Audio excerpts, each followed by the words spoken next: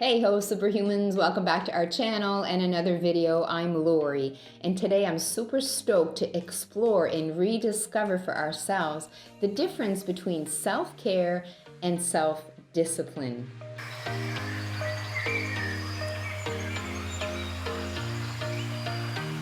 A big thank you to all of our new subscribers. I'm so thrilled just to see one additional subscriber, because I know if you're subscribing to this channel, it means that you're already committed to rediscovering your own truth, your aliveness, and your freedom within, which is our main goal here on this channel. So if you are getting value from the videos, please do hit subscribe as well as the bell so that you can be notified of our videos as soon as they come out. I just looked up the definition of the words self-discipline and self-care on Google, and self-discipline very much comes from a place of control. And if we think about where most of us live, within our nervous systems and therefore within our lives, is from a place of really planning everything to make sure that we are as safe as possible, we're as loved as possible, that we feel like we belong, we're financially dependent enough, and that we're happy enough. And that's because it's coming from a false safety. Our nervous system is holding so much stress, tension, and trauma that we actually feel unsafe, so we start to control everything. So doesn't it make complete sense then that in today's age, most of us actually look at self-discipline and self-care to be the same thing, or that self-discipline is absolutely needed in order to have self-care. So that's why I want to explore that today, because if we look at it that way, it really keeps us trapped in this social conditioning, this jacket that we're wearing, that is not really who we are. It's all the things we were taught that we should do, believe, and act from in order to have this false kind of safety, to feel like we belong in a society, which we need, but we've just started to identify with it and take shape and wear it, and to the point that we actually believe it is us. But that is not truly who we are. We can follow some of this and abide by it, but we can still be the free being, the whole, complete, perfect being that we are, where nothing is ever really missing, and witness all of this that is happening. Now, if we look at what does self-care mean, self-care actually comes from really being connected within, when our nervous systems are more grounded, when we are more aware of what it is that we need in this moment, and it's the really small things. This moment is the only moment where we actually have life. Anything else is figment of the imagination. So if we really continue to draw our energy inward, when we notice ourselves trying to control things out there to hopefully one day feel free, and actually bring it here to self-care, to connection, to really noticing what is it that I need now.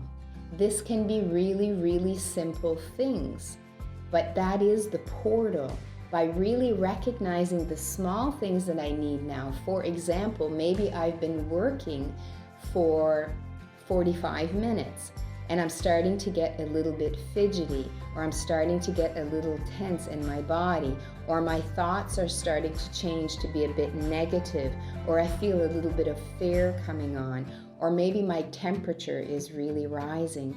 Something is telling me that it's time for a break, but we are so used to trying to be the social conditioning and achieving and controlling everything that we've really, and also because we don't feel safe within, we're a bit disconnected. Our nervous system pumps chemicals so that we don't really feel what's going on. So it's very, very automatic now and natural that we avoid all of those early signs that are telling us to start doing that self-care.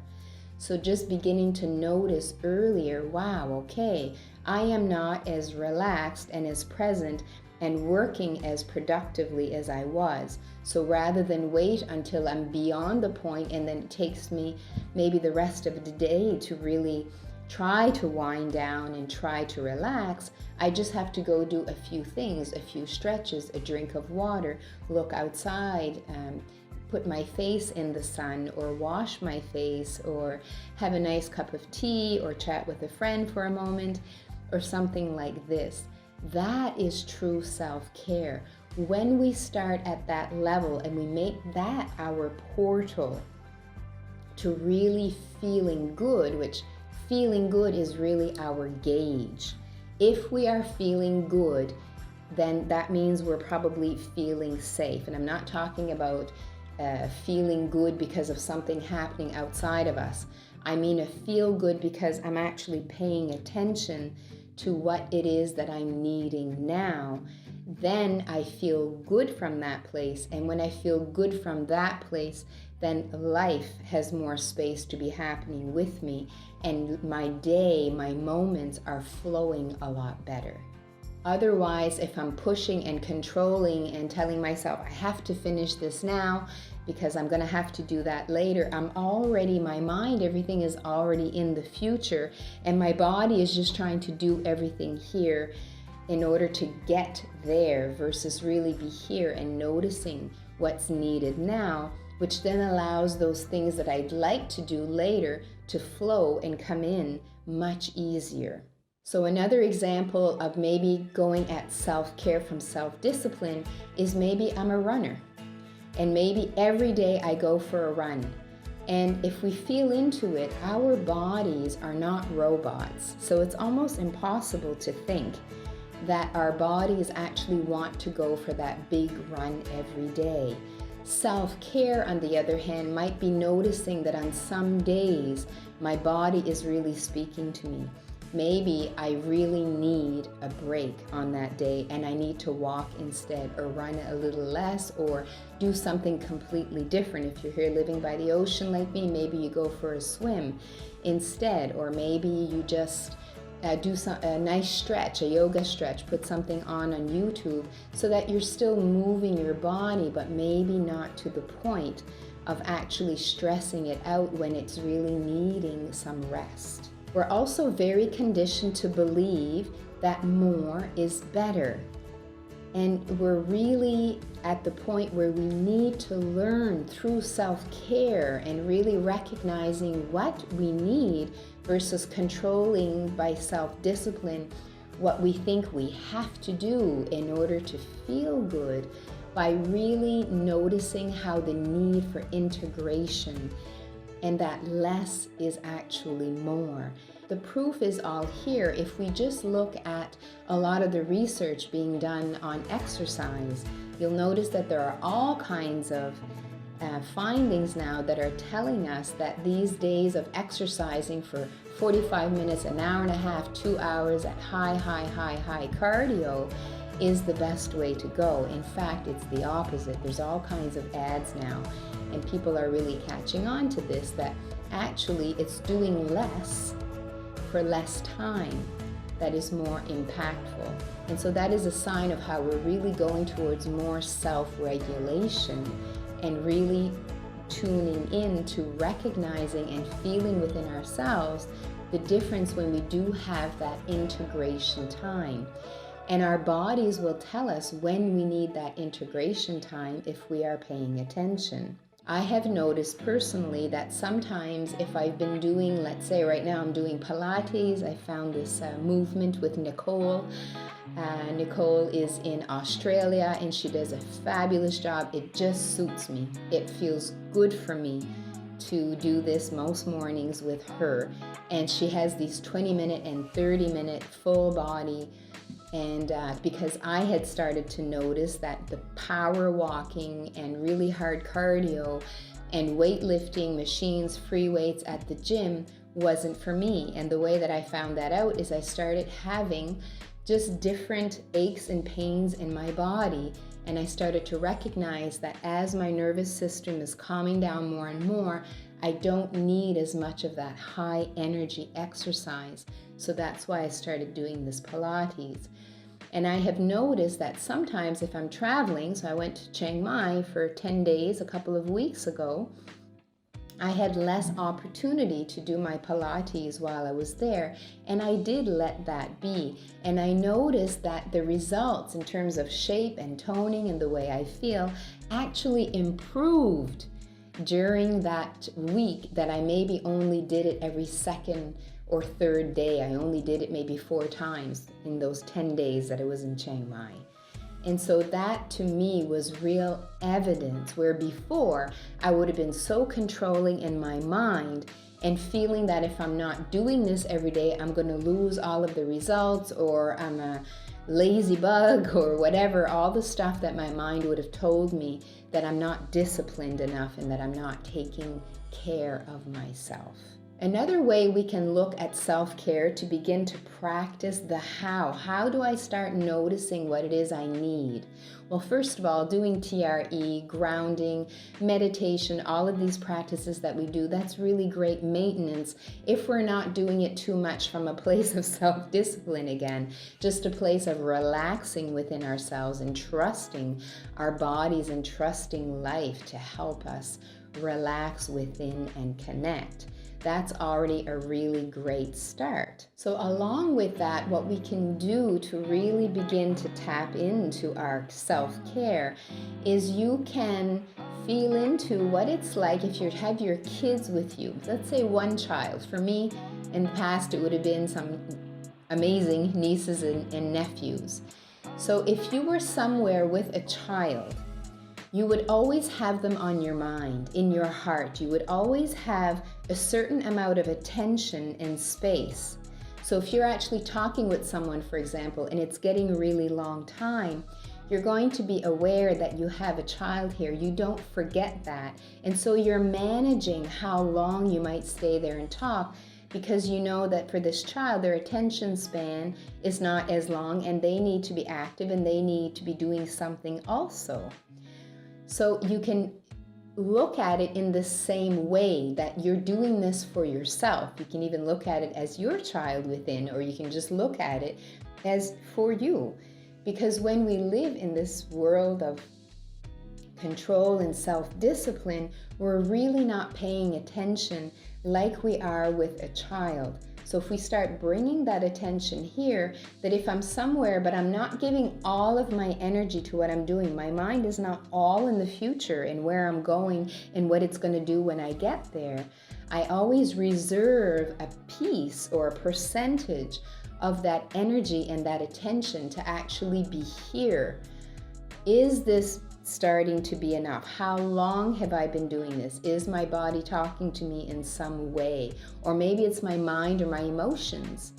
Maybe I'm out and I'm talking to a friend and I've always been the one that listens and is so responsible and caring, but maybe I've never really seen where that balance is of just when the tipping point comes and it's starting to affect my mood and I'm starting to get in there with that person and the story. So it would be the same thing as if you're out with a child. You would start to notice when this child is starting to get a little bit restless and maybe we need to change what we're doing. It's the same thing within ourselves. There's that tipping point. So the earlier that we start to notice when something we're doing is no longer balanced, it's no longer okay, it's starting to decrease my energy, it's starting to pull me down, that we do something to help ourselves right then. That is true self-care. And that's on every level, from what we're eating. There is no diet that's going to help everyone. Maybe if eating has been one of our defense mechanisms, we're going to have to go on a bit of a plan for a while just to help us do it, because it's such a big change if we've really been eating foods that don't agree with us. But there's no one diet out there. It's really, in the end, us realizing in each moment what kind of food that we need. Some days we're going to eat a lot more than others because of something that's happening within us. It's not natural that we would actually eat the same amount every day no matter what we're doing.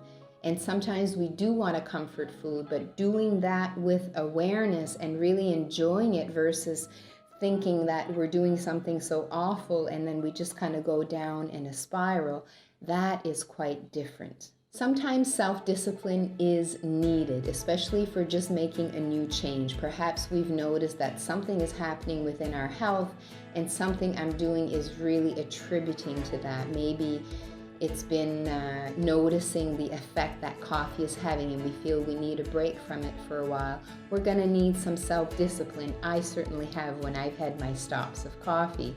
It takes real discipline because you have the headaches that come on, you really have this emotional stuff coming on. It's difficult, but looking at it one day at a time and just making it a short period of time to have that discipline, and then just doing that long enough to start to feel the benefit.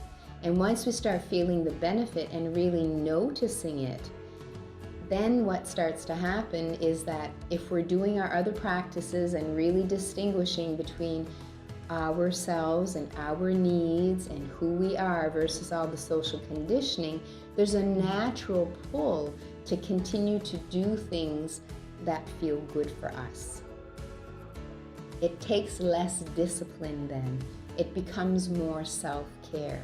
So today it's just really to start to discover this within ourselves.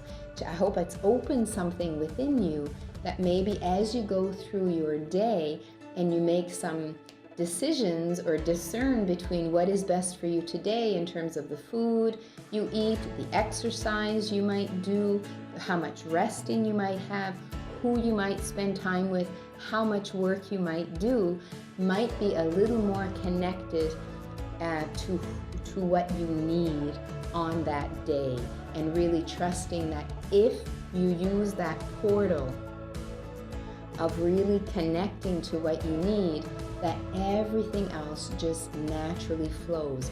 But we have to experiment with it and explore with it in order to feel that. And that's really all it is exploration and really being curious and paying attention, taking the attention from out there and here to really notice what's happening. And that just continues to blossom and blossom. And remember, when you love your body loves you back, which is very tied to our topic today of self-care versus self-discipline and control.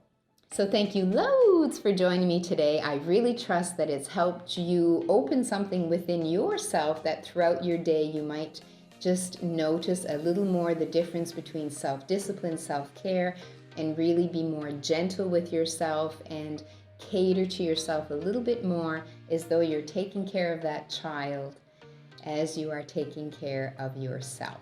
So thanks again. I'm wishing you a fabulous day and week, and I look forward to seeing you on the next one. Bye-bye.